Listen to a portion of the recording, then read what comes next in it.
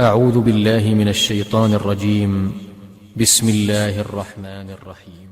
قال رب السجن أحب إلي مما يدعونني إليه وإلا تصرف عني كيدهن أصب إليهن وأكن من الجاهلين.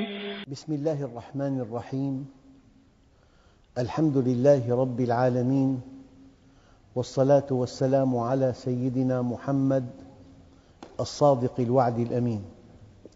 اللهم أخرجنا من ظلمات الجهل والوهم إلى أنوار المعرفة والعلم، ومن وحول الشهوات إلى جنات القربات.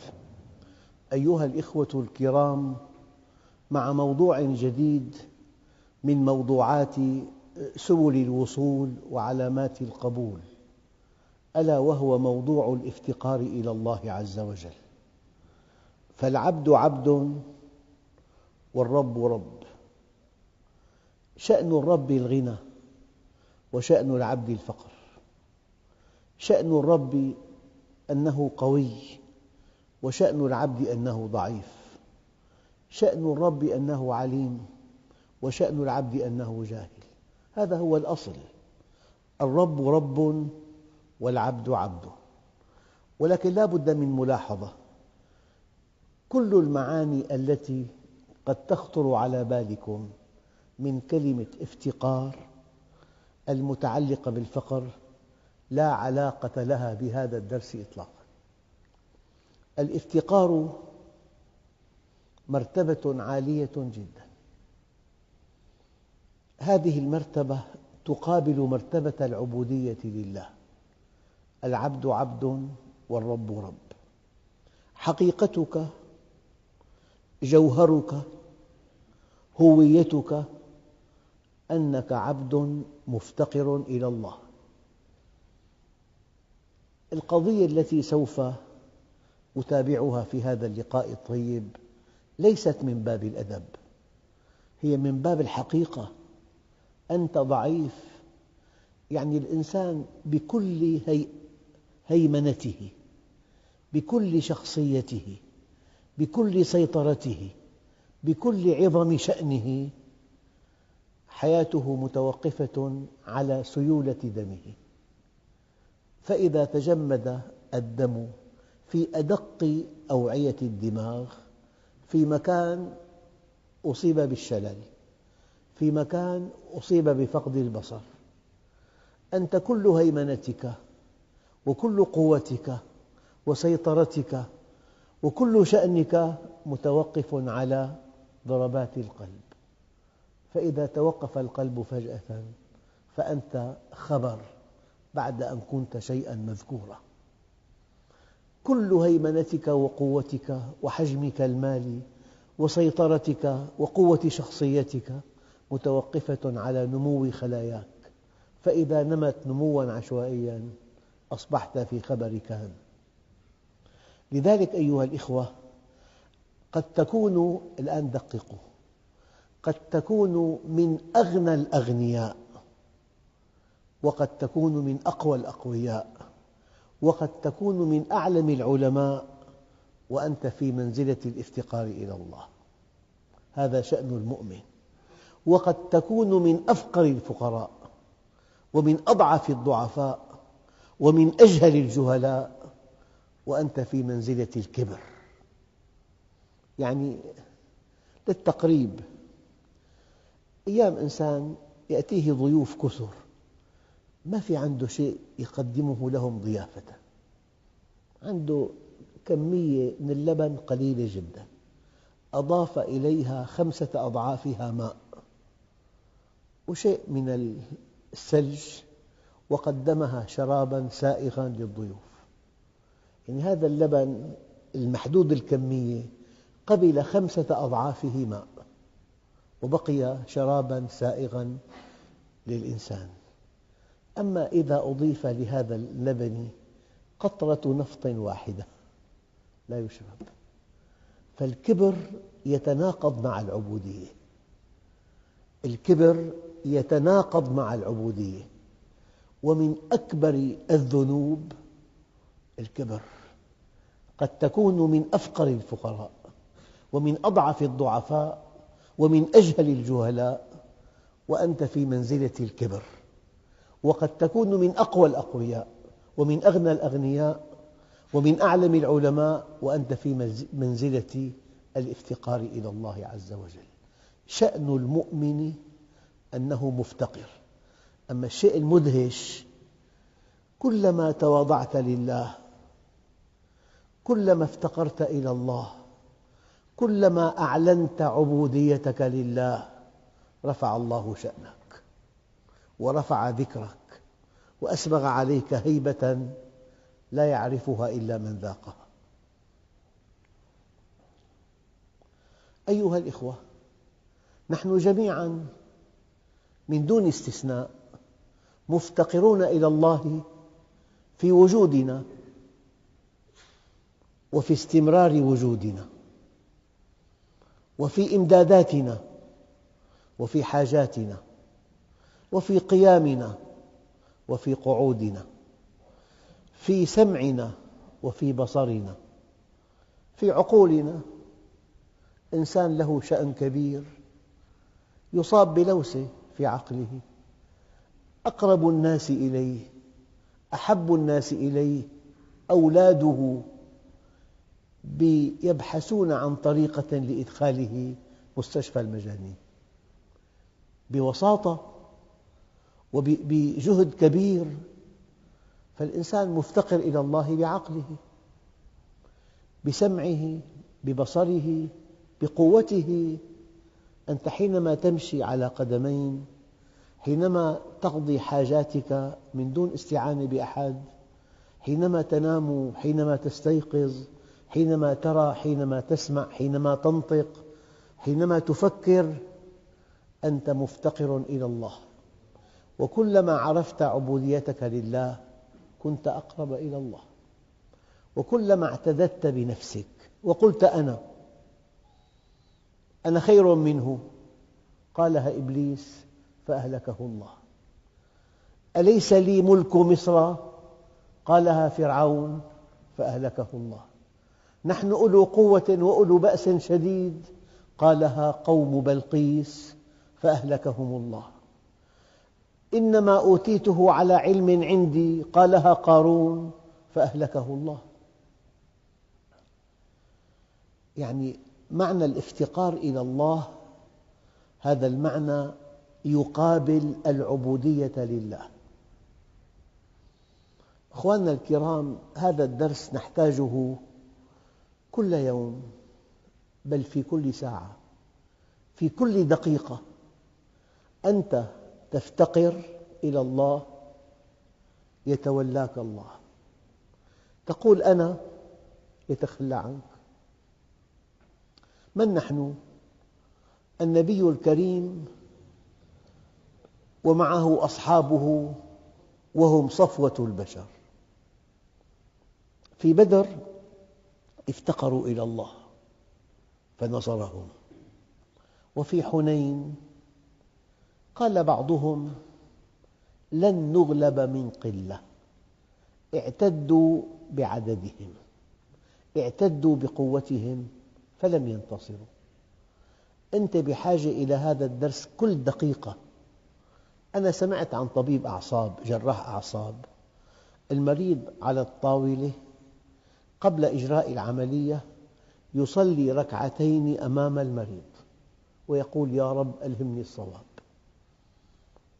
يعني أنت بكل عمل في الطب، في المحاماة، في الهندسة، في التدريس، إذا افتقرت إلى الله جاءك المدد، إذا افتقرت إلى الله جاءك التوفيق، إذا افتقرت إلى الله جاءك النصر، إذا افتقرت إلى الله جاءك التأييد، إذا افتقرت إلى الله جاءك النجاح، جاءك الفوز. قل أنا في بلدة عربية كنت أزورها، حدثني أخ طبيب عن زوجته عندها ولادة معقدة عسرة، فاستشار أحد أطباء البلد النسائيين. النتيجة، القصة طويلة بس ملخصها لما طلب زوج المريضة من الطبيب أن يستشير طبيبا آخر، قال له: أنا أعلم الأطباء في هذا المرض، بكبر ما بعده كبر. فيما سمعت أول حادثة في هذا البلد بعد الاستقلال تسحب شهادة طبيب من هذا الطبيب، ارتكب خطأ لا يرتكبه ممرض وماتت الزوجة، أقام عليه دعوة، طلب منه استشارة من طبيب آخر. إذا قلت أنا تخلى الله عنك. درس نحتاجه كل ساعة، كل دقيقة، بتجارتنا، بوظائفنا، بأعمالنا، بسفرنا، بإقامتنا، بتربية أولادنا، بمعاملتنا لزوجاتنا. بتقول أنا بيتخلى عنك، بتقول الله بيتولاك، فأنت بين التولي والتخلي. ببدر تولى الله أصحابه الكرام، أصحاب النبي الكرام. في حنين تخلى عنهم، والآن إذا تخلى الله عنا لأننا وقعنا في الشرك الخفي، نظن النصر يأتي من علاقة مع جهة قوية، من أن ترضى عني هذه الدولة أو هذه الدولة. أما حينما تعقد الأمل على الله عز وجل فأنت أقوى الأقوياء. أخواننا الكرام، مراد القوم من الافتقار العبودية لله عز وجل، أن تكون عبداً لله حقاً، أن تتحقق من عبوديتك لله، أن تعرف هويتك، أن تعرف نفسك.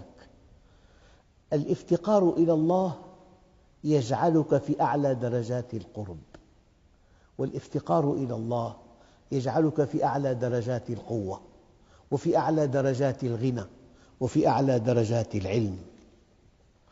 أن تعرف حقيقة ذاتك، أن تعرف من أنت. أنت عبد ضعيف، أنت قوي بالله، دقيق، ضعيف في نفسك، غني في الله، فقير في نفسك، عالم بالله، جاهل في نفسك. إذا تحققت من هذه المعاني اقتربت من مرتبة العبودية، أي من مرتبة الافتقار إلى الله. الآن النبي عليه الصلاة والسلام كان عبداً لله في أعلى درجات القرب، بلغ سدرة المنتهى. هذه المرتبة ما بلغها إنسان. ورد في بعض الأحاديث: سلوا لي الوسيلة فإنها مقام لا ينبغي إلا لواحد من خلقه وأرجو أن أكون أنا. سلوا لي الوسيلة.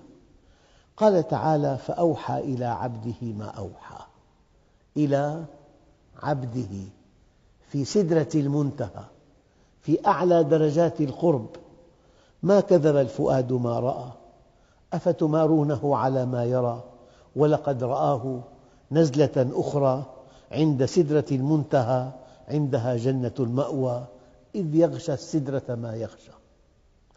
أيها الإخوة، كلما افتقرت إلى الله رفع الله قدرك ورفع ذكرك وأعلى مقامك وألبسك هيبة ووقاراً، وألقى في قلوب الناس محبتك، وألقى في قلوب الناس هيبتك. شيء لا يصدق. قضية العلاقة عكسية، كلما خضعت له رفعك. ألم يقل الله عز وجل يخاطب النبي عليه الصلاة والسلام: ورفعنا لك ذكرك؟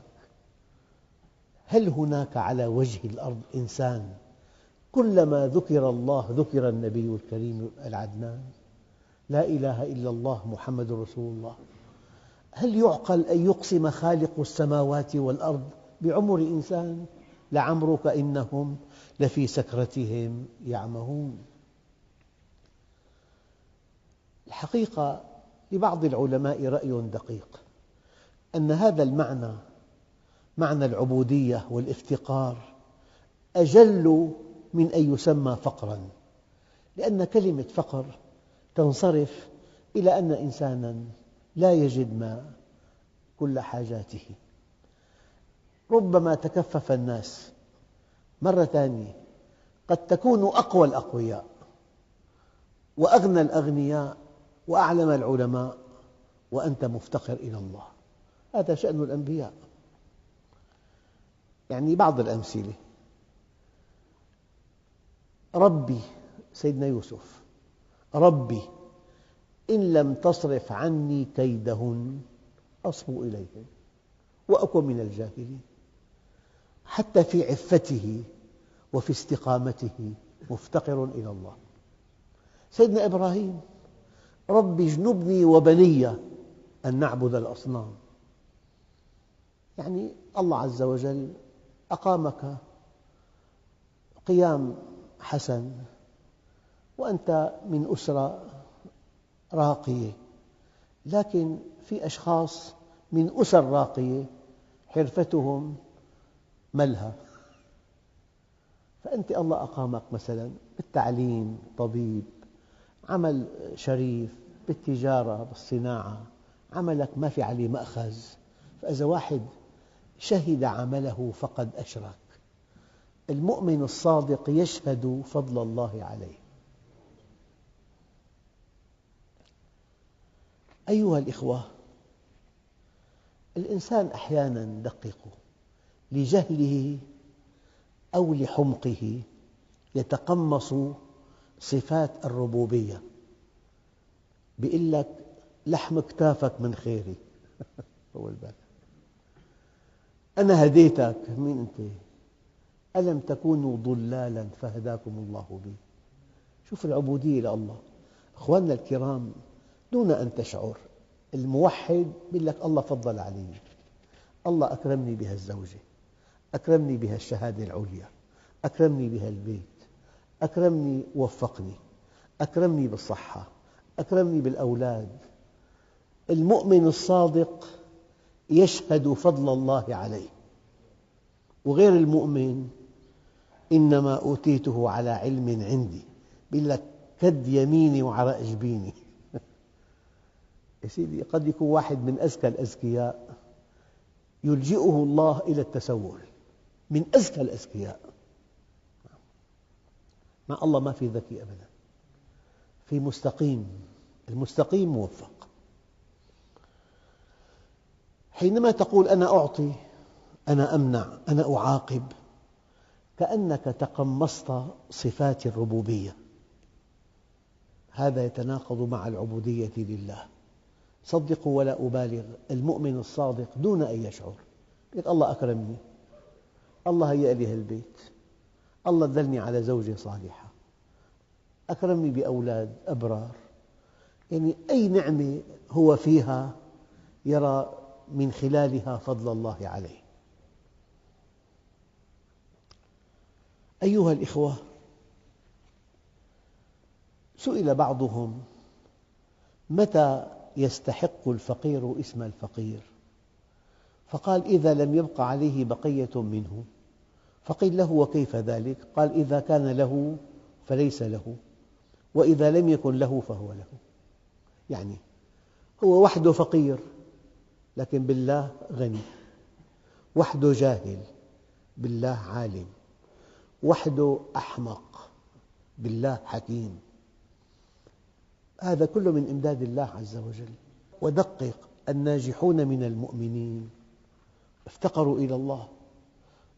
أنا قرأت عن طبيب في أمريكا رفع لواء الجري، كان يجري في اليوم 20 كيلومتر، وألف كتب وألقى محاضرات وعمل ندوات تلفزيونية.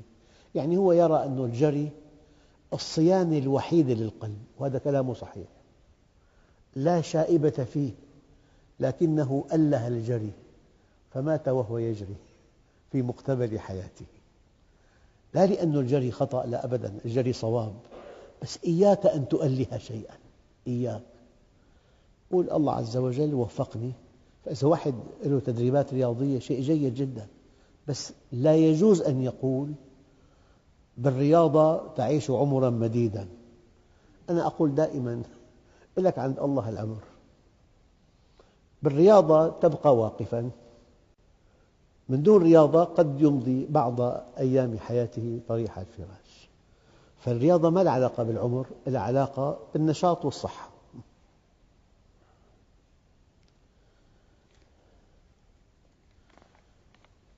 يعني أيام مرة واحد قال لي أنا ما بتأثر بالبنات أبدا، قال لي شيء دون اهتمامي مهما تكن جميلة، هو طبيب بالمستشفى. قلت والله سيدنا يوسف كان أكثر أدبا منك مع الله، قال إن لم تصرف عني كيدهن أصب إليهن وأكن من الجاهلين. افتقار جميل يرفع قدرك، يرفع شأنك، يقربك من الله عز وجل. المفتقر إلى الله لا يرى له علما ولا عملا، يرى فضل الله عليه، وأثر فضل الله عليه توحيده والعبودية له. فوجوده الله عز وجل منحك نعمة الإيجاد. يعني أحياناً إذا تصفحت كتاب طبع قبل ولادتي يأتيني خاطر أنه أثناء طبع هذا الكتاب أنت من؟ لا شيء. هل أتى على الإنسان حين من الدهر لم يكن شيئاً مذكورا؟ ما لك وجود إطلاقاً، فصار في وجود.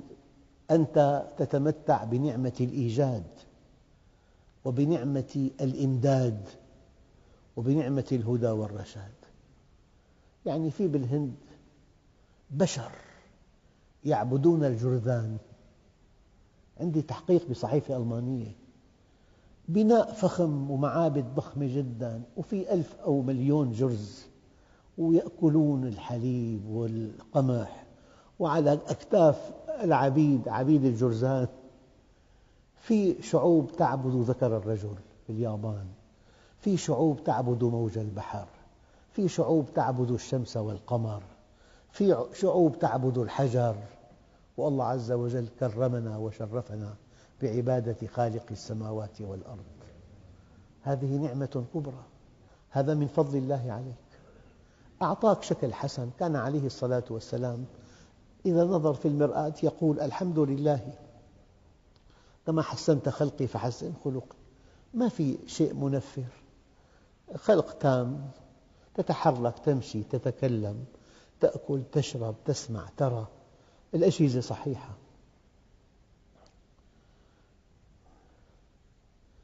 أيها الإخوة، قال بعض العلماء هذه المنزلة لا تتناقض مع أن تكون غنياً.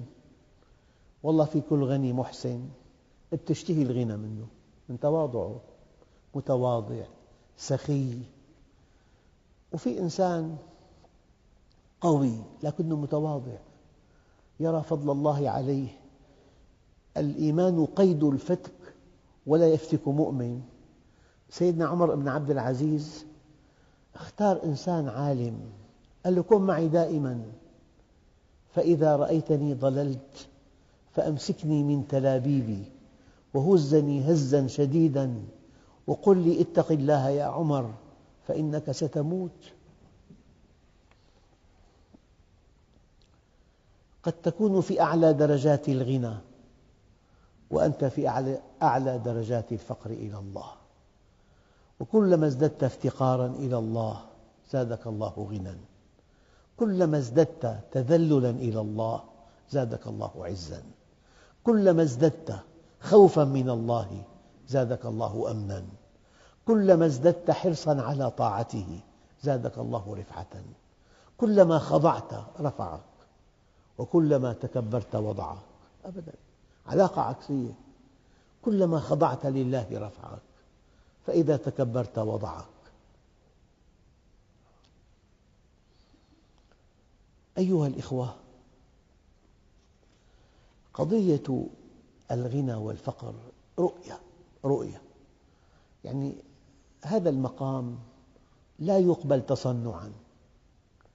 أيام إنسان يتلفظ بكلمات العبودية لكن في الحقيقة متكبر، يتلفظ بكلمات التواضع لكن في الحقيقة بطاش. أنا لا أريد كلمات تقولها، أريد أن تعيش معنى العبودية لله عز وجل. دخلت لبيتك، الحمد لله الذي آواني وكم ممن لا مأوى له. معك مفتاح بيت، أرضي عالي كبير صغير ملك إجرة، معك مفتاح بيت، بتفوت بتنام، بتتحمم، بتاكل، بتستلقي، بتستريح، معك مفتاح بيت. مرة كنت بمدينة بأيام الصيف بعمل تجاري، يعني ما وجدنا فندق من العصر للساعة 12 بالليل ولا محل. لما قدرنا نفوت لمكان مسقوف وننام فيه تذوقت معنا الحديث الشريف: الحمد لله الذي آواني وكم ممن لا مأوى له. هذه النعم يجب أن تراها وهي موجودة، لا حينما تفتقدها. يعني بيننا لما كان في توازن قوى، تتذكروا كان في معسكر شرقي ومعسكر غربي، الدول الضعيفة تغازل دولة ثانية يجيها 1000 مليون، يجيها مليار، تغازل دولة أخرى يجيها مليار ثاني. هلا ما في غير عصاية أمام الدول الضعيفة. كان في فجلة وعصاية، هلا بس في عصاية. نعمة توازن القوى من نعم الله الكبرى، نحن ما انتبهنا لها، وكانت ما انتبهنا لها، هلا افتقدناها. في توازن. يعني أيها الإخوة الكرام، كلمة رائعة جدا قيلت في حق الأنبياء، قال: كانوا أغنياء في فقرهم وفقراء في غناهم. أغنياء في افتقارهم إلى الله، وفقراء وهم أغنياء. هذه الصفات المتناقضة تحتاج إلى دقة في الفهم. الافتقار الحقيقي هو دوام الافتقار إلى الله على كل حال. يعني مو إذا أنت قوي تتكبر، اجت مصيبة بتتواضع، لا، هي شأن الناس، هي كل الناس إذا كان قوي أو غني يستعلي. جاء مرض، مرة قال لي واحد هيك غير معالم وجهه، قال لي: ما بينعاش بهالبلد. قلت له: ليش؟ قال: ما في بيع ولا في شراء. صدقوا أعرف أشياء عنه، كل صفقة بالملايين، وقت كان الدولار ب3 ليرات، كل صفقة بالملايين، يعني دخله 100 ضعف عن حاجاته. قام مرض مرضى شديدة، زرته وفي قرابة لأنه، قال لي: أستاذ، الإنسان بكفيه بالشهر 1000 ليرة، هي قصة بالسبعينات، صار بكفيه 1000 إذا الله عافاني، إذا الله عافاني بكفيه 1000. كان معه ملايين مملينة ما بينعاش. فالله عز وجل يصف المؤمن أنه شاكر، وأن هؤلاء الذين شردوا عن الله عز وجل ولا تجد أكثرهم شاكرين. يقول لك: ما خسرنا السنة 8 ملايين، يعني نقص ربحه 8 ملايين، كان 100 صار 92، لا خسرنا، ما بيقول لك الله أكرمنا. كلا إن الإنسان ليطغى أن رآه استغنى. أيها الإخوة الكرام، موضوع الافتقار موضوع مهم جدا. صدق ولا أبالغ، هو محصلة الدين، محصلة إيمانك، محصلة استقامتك، محصلة علاقتك بالله عز وجل. ليس معنى هذا أن تكون هيك متطامن، لا لا. مشى أحد الصحابة مشية فيها خيلاء، فقال النبي الكريم: إن الله يكره هذه المشية إلا في هذا الموطن. أنت أمام الطرف الآخر قوي، تعتد بإسلامك بقوتك، لا تساوم، أنت رقم صعب. إياكم أن تفهموا مني في هذا اللقاء الطيب أنه المفتقر إلى الله هيك درويش، يعني أجدب، لا. في أعلى درجات الذكاء، في أعلى درجات القوة، أما بينه وبين الله عز وجل في أعلى درجات الافتقار إليه. افتقارك بينك وبين الله عز وجل، لكن أنت تبدو قوياً، تبدو متماسكاً.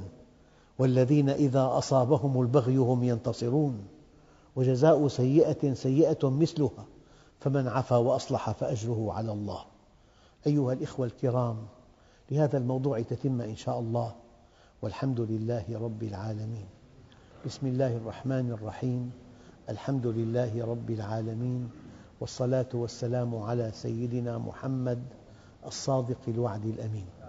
اللهم أعطنا ولا تحرمنا، أكرمنا ولا تهنا، آثرنا ولا تؤثر علينا، أرضنا وارض عنا. وصلى الله على سيدنا محمد النبي الأمي وعلى آله وصحبه وسلم، والحمد لله رب العالمين. الفاتحة. أعوذ بالله من الشيطان الرجيم.